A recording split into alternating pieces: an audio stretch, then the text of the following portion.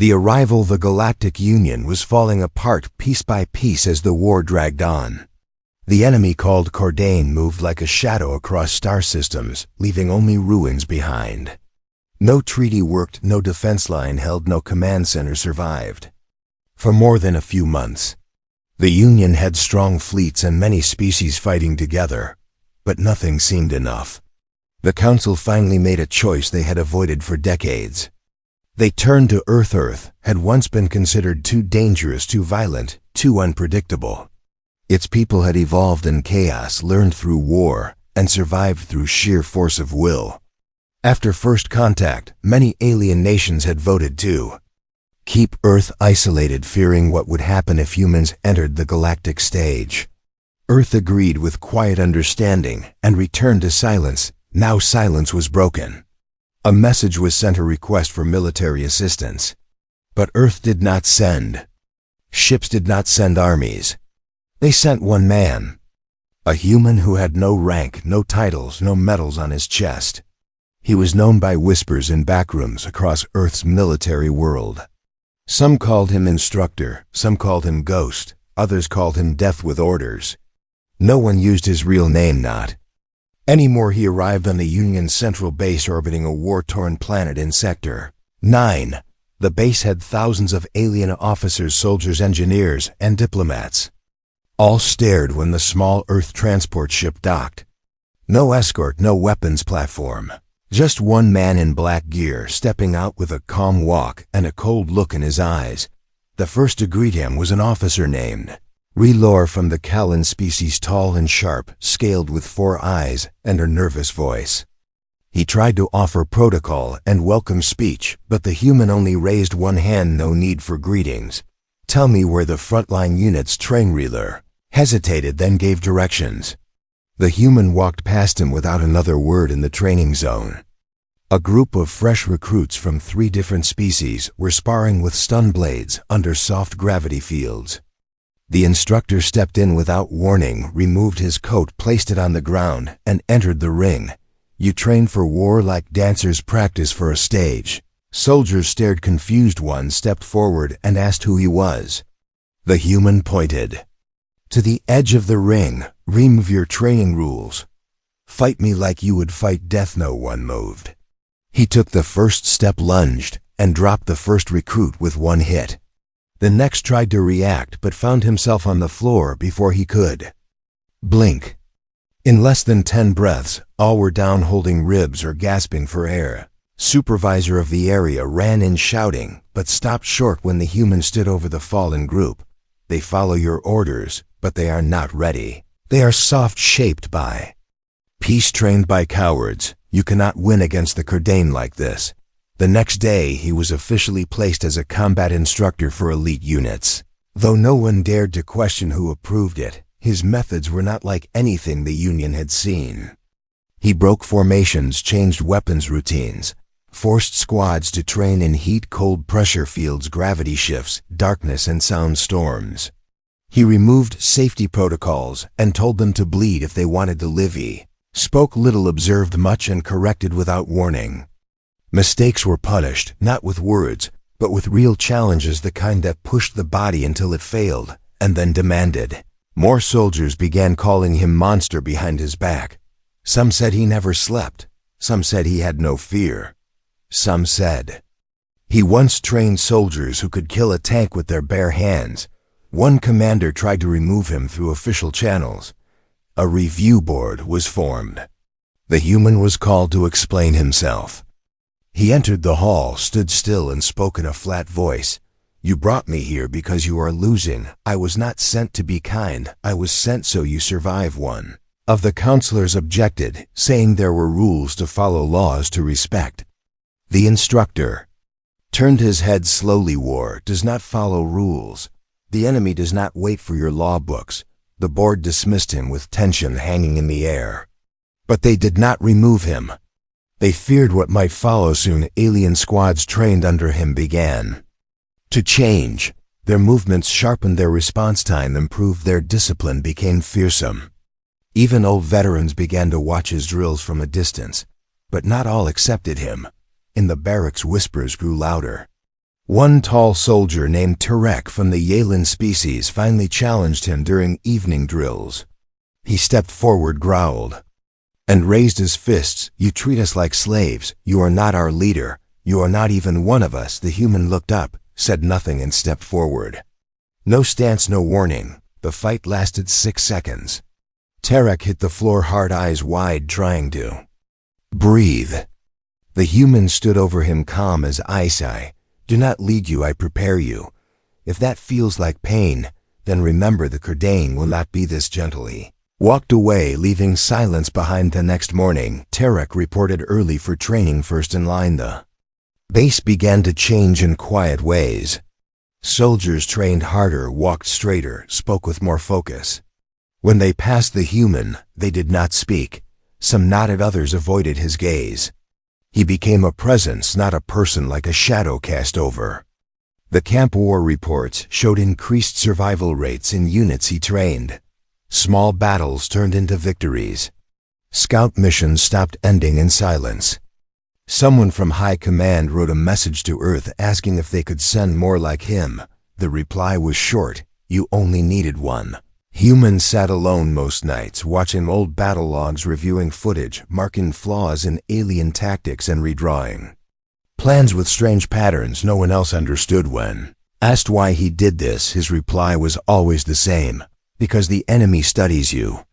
While you sleep, they plan. While you rest, they evolve. If you want to live, then wake up and prepare." In the cold vacuum of war, where systems burned and stars cried, there was now a single human, wearing no rank, no badge, standing like a silent wall. Between death and survival, they had asked Earth for help. Earth had sent a monster. The monster in the camp. The camp had never felt like this before. There was always noise in the past, noise from drills, engines, training squads, laughter, arguments, alarms. Now there was only silence whenever he walked by. The human instructor had been on the base for just 10 days, but it felt like he had been there for years, changing everything without asking, without waiting. The soldiers had stopped calling him by any name. Some called him the Ghost, others the Shadow, a few just used the word monster. They spoke in low voices when he was near, some tried not to look at him at all. He was not part of any official chain of command, but somehow no one could ignore his presence. Even the highest officers found themselves uneasy when he entered the strategy halls. His daily routine was simple and brutal. He woke before the sun rose above the orbital horizon, ran across the entire base perimeter, with weights tied to his arms and legs, then reviewed battle reports from across the front lines, studied every pattern, every mistake, every unknown. After that, he trained the elite squads, the ones that were supposed to be the best of the best. Under his methods, they struggled just to last 5 minutes in a session. He did not speak much during training. He watched with sharp eyes, corrected with short commands, and punished with more drills. The soldiers began to hate his silence more than his words, because silence meant he had already seen a weakness they had not yet felt. When he did speak, it was only to say what mattered most: "You are not ready until pain feels normal." Instructor forced the aliens to train without their usual tools. No auto assist, no target lock, no energy shields. He gave them primitive weapons, sticks, stones, knives from Earth, and made them fight in zero-gravity fields without gravity stabilizers.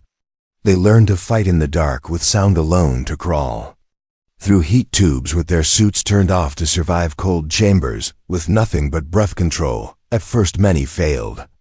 They collapsed, fell, cried. Some even begged to be transferred to other units. Their requests were denied. The high command knew why Earth had sent him, and they feared what would happen if they lost that last hope. On the 12th day, an unexpected event shook the camp. A ship carrying wounded soldiers from the southern front crash-landed near the barracks during a storm. Flames erupted, metal tore, screams echoed across the area. Alarms failed to trigger, auto-response systems were down. Everyone hesitated for a moment, trying to organize a rescue, but not the human. He was already moving before the alert spread. He sprinted through the storm, fire blazing in front of him, smoke covering the sky. Without a suit, without a mask, without a second thought, he climbed into the wreckage. pulled out the injured one by one, guided. Others, through broken panels, lifted steel like it weighed nothing. His skin burned, his uniform torn, blood dripping from cuts, but he never stopped by. The time rescue teams arrived, the human had already saved 11 lives, dragging them out alone, placing them on medical platforms, giving first aid without tools, using only cloth pressure and instinct. The medics who took over asked him how he had done it, how he had not passed out from the heat, from the fumes. He said nothing, just stood up and walked away through the smoke, his body trembling, but his eyes calm. After that day, the name monster began to shift in meaning. Fear remained, but something else grew around it, a sense of strange respect, a belief that this human was not just dangerous but also unbreakable. Soldiers began to train harder, not because they were forced, but because they wanted to prove something to him, maybe even to themselves. They stopped complaining, started helping each other during drills, began using his tactics during simulations. What was once resistance had turned into silent loyalty, yet not everyone accepted this change. In the command tower, a group of senior officers gathered in secret. They feared the human influence, feared he was changing the nature of the army, feared that his ways would break more than they built. One of them said, "He's building killers, not soldiers." Another replied, "He's making machines, not protectors." A third said, "We asked Earth for help, not for a nightmare to walk our halls."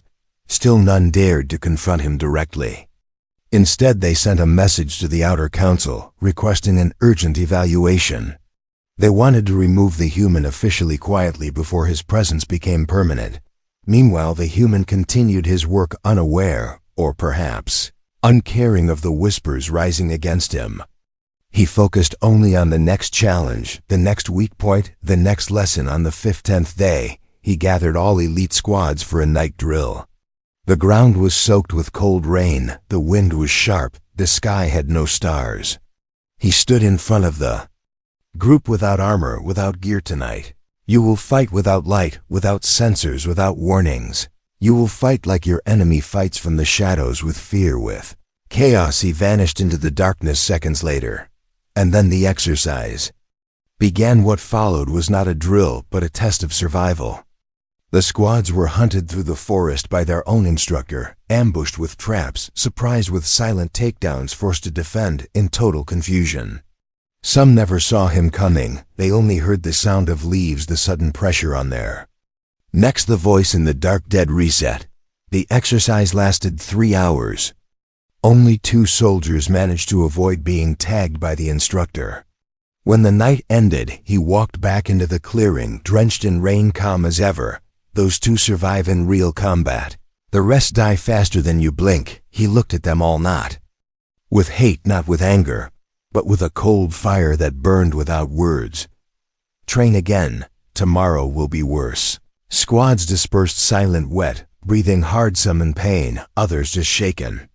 No one complained.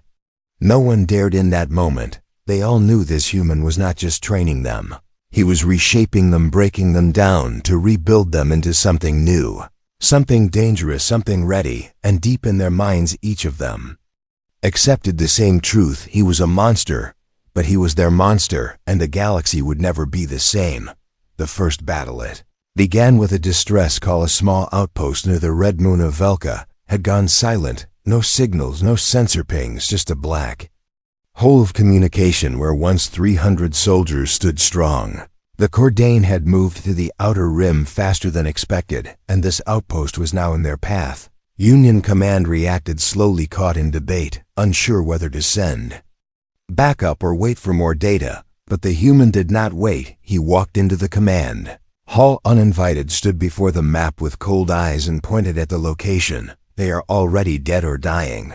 Send me in a squad, I will bring back survivors, or end the threat." The room fell quiet. The generals looked at each other, unsure of how to respond. Some wanted to stop him, others feared what would happen if they did. After a pause, the mission was approved. He selected 10 soldiers from the units he had trained. None of them were senior, none decorated. They were fresh but shaped by his methods, their bodies stronger, their minds sharper. Not one of them questioned the decision. They left within the hour aboard a silent dropship designed for stealth. The human sat alone, reviewing the outpost layout, drawing attack patterns, marking possible ambush points, while others sat in silence. Some tried to hide their fear. One asked him what the plan was. His answer was short and final: win. When they landed on the outskirts of the base, there was no sound, no lights, no guards. The outpost stood like a ghost structure, metal walls, burned holes in the ground, broken weapons scattered across the field.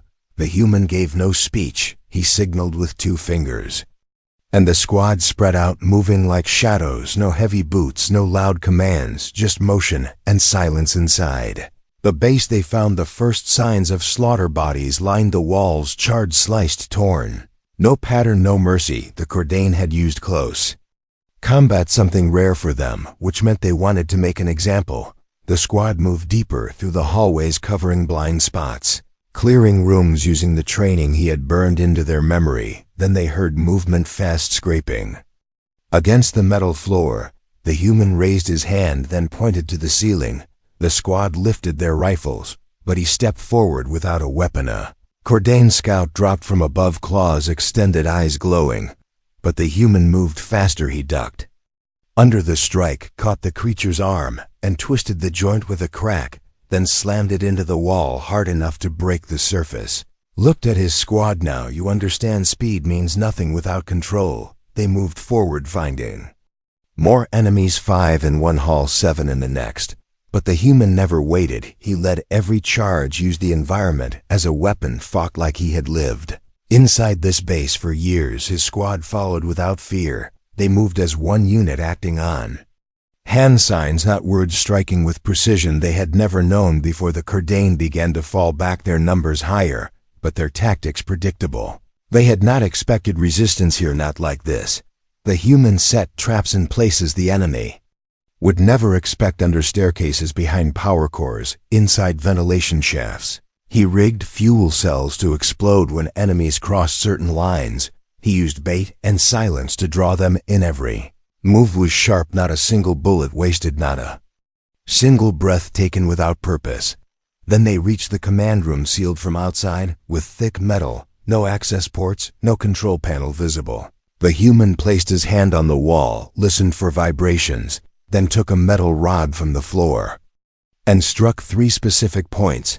The door hissed open. A hidden override exposed. The squad entered and found 5 survivors trapped inside, scared, hungry, bleeding. One tried to speak, but the human simply nodded and lifted the wounded on his back. Extraction was requested and granted, but they were not finished. We leave after one more strike. The squad followed without question. The human led them to the enemy drop zone, a clearing just beyond the mountain ridge where the Khordane had landed their troop carriers. They moved fast through enemy lines, using the chaos of the earlier battle as cover.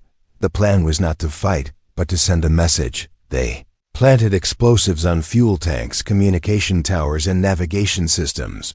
The human programmed the charges for delayed sync, allowing time for the squad to escape. As they retreated, enemy forces began to regroup. But by then the charges exploded. Fire rose into the sky. Flames touched the clouds, and the enemy base turned to molten scrap.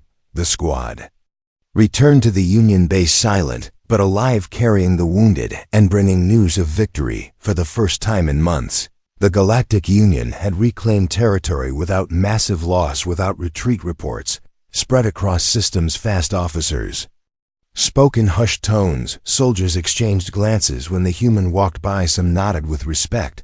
Others looked away, afraid to meet his eyes. But something had changed. He was no longer just a monster. He was a symbol of something the galaxy had forgotten. Victory through fear, strength through discipline, the will to face death and walk past it. Even the alien species who once mocked human methods began to request access to his training files. Some even asked to join his drills. High command could not deny the results. The soldiers he trained had not only survived, they had become something different, faster, calmer, more dangerous. With respect came fear, and with fear came questions. Some wondered what he would become if left unchecked. Others whispered that he fought like someone who had nothing left to lose, like a man chasing ghosts. Yet none dared to challenge him, and, in the shadows of quiet meeting rooms on distant planets, the enemy gave him a name not in mockery, but in warning. One who kills without fear, the Cordain began to change their tactics. They began to avoid sectors where his squad was present. They feared the man Earth had sent. They feared the monster. But he did not care for names or titles. He only cared for the next mission, the next lesson, the next chance to shape soldiers into survivors, because war was not a game. It was not honor or pride, it was survival, and he would teach that truth until his last breath. Turning the tide, the war had reached a strange moment. Something that had not happened in years. The Galactic Union was no longer retreating across the outer sectors. Reports began to show unexpected results. Enemy movements slowed, battle losses dropped, survival rates climbed. The change was not dramatic, but steady, like a wave gathering strength behind the scenes. The cause of this shift was not an army, not a fleet, but one man, the Instructor from Earth, the one they still called the Monster. He had no rank in the Union, no medals to wear, no speeches to give, but he had trained over 3,000 soldiers in the past 3 months, and those soldiers were changing everything. Commanders started to notice strange patterns. Squads trained by him moved differently in combat. They used simpler tactics, but executed them with speed and precision. They made fewer mistakes, responded faster, stayed calm in chaos. They avoided panic and fear, fought with focus, not rage. These soldiers began winning battles others could not. They secured outposts with half the usual numbers. They walked into ambushes and walked out alive. They returned with fewer wounded and more enemy losses. They didn't call themselves elite, but the warfront began to speak of them with awe. They were not heroes. They were survivors, sharpened into blades by the one human who had no interest in fame. He continued training without pause. Every day started before dawn and ended long after dark. He spoke less now, only used signals and gestures. His drills became harder with new challenges set in deserts, caves, underwater tunnels, and abandoned ships. Soldiers were tested in fear, pressure, cold, and silence. Many broke down during training, but most came back stronger. Those who quit never spoke of it again. Those who passed were never the same. One of the lieutenants from the Brannon species once tried to thank the Instructor for saving his life during the Velka outpost mission. The human looked at him and replied in his low voice, "I did not save you. I taught you to save yourself." That answer spread through the base like fire. It became a phrase soldiers repeated during training, during combat, during silence when fear tried to return. "I will save myself." The high command started to worry, not because the training failed, but because it succeeded too. While soldiers were no longer dependent on orders, they operated on instinct, learned through pain. They followed the Instructor's system even when not told to. They trusted each other more than their officers. This quiet shift in loyalty began to shake the old structure of the Union military. Some senior generals whispered about pulling the Instructor from the front, placing him in a controlled post, giving him an advisory title to reduce his influence. But no one dared make the move yet. Then came the report that changed everything. A deep recon probe returned damaged but active. It carried images and data showing a massive Cordain fleet forming near the edge of Union territory. Over a dozen warships, 2 carriers, several destroyers, and a strange new structure they had not used before. A possible command hub or weapons platform. Analysis suggested a final attack was being planned, a full strike to collapse the inner sectors, a move that would break the Union's last line of defense. Panic spread across the leadership. Fast discussions began. Backup plans, evacuation routes, alternate supply lines. The same fear that had haunted them for years returned stronger than before, but not for the human. He looked at the data once, read the patterns, noted the timing, and spoke clearly. "You have one chance. Fight now. Strike before they finish gathering. Cut the head before it roars." Some generals argued they were not ready. Others said they needed more ships, more support, more allies. But he shook his head. "You do not need more. You need better. You already have the soldiers. They just do not know what they are yet." Within days, a plan formed around his idea. A bold strike, not of full force, but of elite squads trained in his method. Fast, clean Brutal, coordinated, not by rank, but by instinct. 12 squads selected from the ones he had personally shaped were assigned to lead the attack, supported by small fleets and long-range firepower. They would break into the heart of the Cordain fleet, destroy the command platform, and escape. Before full engagement began, it was a dangerous plan, high risk, low margin, but for the first time the Union agreed without delay. They had seen what these squads could do. They had seen what the human could make possible. The night before the mission, the soldiers gathered in silence, not for a speech, not for glory. They stood waiting for the human who walked in alone, dressed in dark armor, with no symbol, no rank, no color, just the shadow of purpose. He looked at them not like a leader, not like a commander, but like a mirror. You are not fighting for flags or names or medals. You fight because the enemy thinks you are weak. Show them they were wrong. He stepped aside, said nothing more, and watched them board their ships. One by one, not as heroes, but as weapons forged in fire. As the ships left orbit command centers across the Union went silent, watching the path of the mission, every heartbeat echoing louder with each passing second. In those moments, leaders realized something deep and cold. This human had changed the course of a war, not through numbers, not through speeches, but through fear, through discipline, through truth.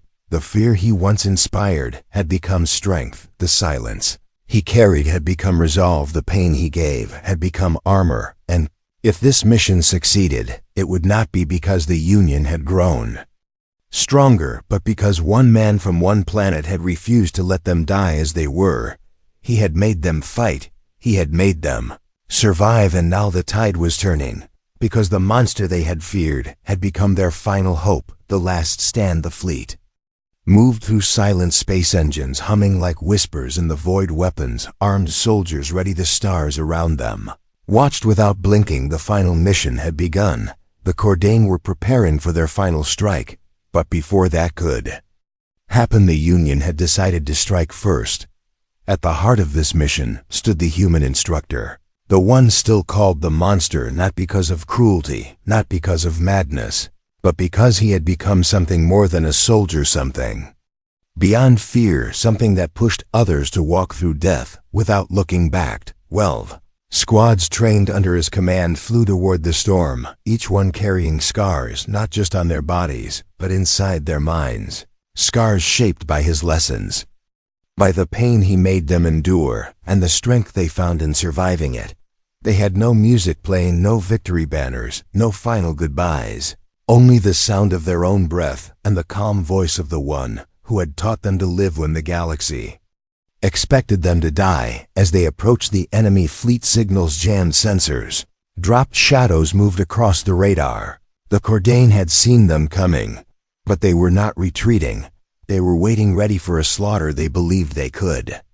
When the instructor stood inside the lead ship near the front window, watching the enemy ships drift in formation, his eyes not blinking, his hands steady, his body still, every breath controlled, every second counted. He gave orders with short commands, simple words, fast and clear. Every squad moved into position. Ships split, paths broke into fragments, spreading confusion among the enemy fleet just as planned. The human knew fear would come next, not for his soldiers, but for the enemy. Confusion followed by surprise, then panic. That was the pattern he had seen over and over. That was what he planned to use again. First wave hit, fast explosions ripped through one of the smaller carriers. Gunfire lit the void, energy waves cut through shields. Then silence again, quick and brutal, just enough to make the enemy think they had stopped the attack. They were wrong. The real strike began from inside. 3 squads had breached the command hub, cloaked in jamming fields, moving through corridors with no light, no sound, only purpose. They had one goal: destroy the central system, disable the command signal, make the fleet blind inside the hub. The Cordain reacted with fury. Walls shook, alarms flashed in narrow halls, but the Union squads did not break. They moved with the same cold logic their instructor had drilled into them. Fast motion, short fire, low sound, high impact. One of the team leaders called for backup, facing a wall of enemy reinforcements. Their exit cut off their plan.